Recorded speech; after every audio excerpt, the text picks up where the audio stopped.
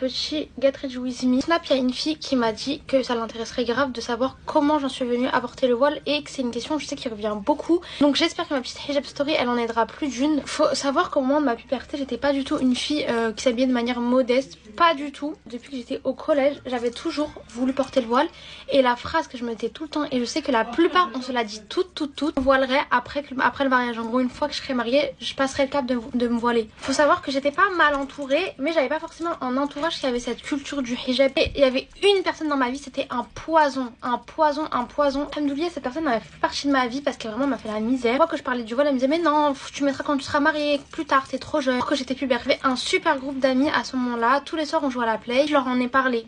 Et en fait ils m'ont grave motivée, ils m'ont dit mais en fait qu'est-ce que t'attends, pourquoi tu le mets pas? J'y ai réfléchi. Cette fille je me suis dit mais là, qu'est-ce qui te pousse à ne pas le mettre? Tu veux montrer tes cheveux? Ah ok, mais c'est pas une bonne raison. T'as peur d'être moche avec? C'est toujours pas une bonne raison. Mais aucune raison de ne pas le porter. Il y a plein de filles qui sortent l'excuse ouais mais quand je vais à l'école je suis obligée de le retirer. Pas du tout penser comme ça. Le moindre effort, Allah il le voit. À voir surtout que j'avais l'habitude de sortir très souvent avec le turban.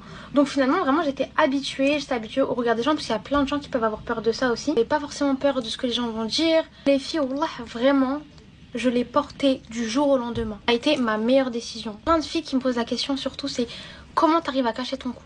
Et ben les filles, depuis le premier jour où je l'ai mis, je n'ai jamais montré mon cou. Je trouve pas très jolie avec parfois, je me trouve grosse, j'aime pas ma tête, etc. Mais en fait c'est tellement une question d'habitude. Vraiment les filles, n'écoutez personne. Les prières de consultation ça peut vous aider. Regardez des vidéos de filles qui parlent du hijab. Si vous avez besoin d'autres questions ou de vidéos supplémentaires sur certains points, n'hésitez pas à me demander, je pourrais les faire avec grand plaisir parce que franchement c'est super important. Et j'aurais aimé moi avoir ce soutien quand je me suis voilée. Du coup je me suis voilée en terminale pour celles qui veulent savoir à peu près. Et jamais trop tard pour se voiler les filles, la mort ça prévient pas. Le voile ça vous empêche de faire tellement de mauvaises actions, ça vous empêche tellement d'aller dans certains endroits. En bref, je vais venir de maquiller, je vais m'habiller avec vous tout à l'heure et j'espère que cette vidéo vous aura plu. Si jamais vous avez des questions ou vous voulez que je vous éclaire certains points ou que je vous raconte certaines choses en plus qui pourront peut-être vous aider, n'hésitez pas à me le dire en commentaire et je vous fais de gros bisous.